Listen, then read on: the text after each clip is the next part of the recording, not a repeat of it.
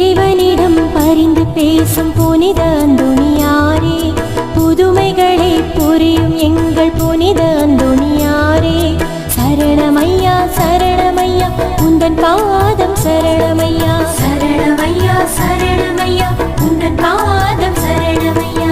இறைவனிடம் பரிந்து பேசும் புனித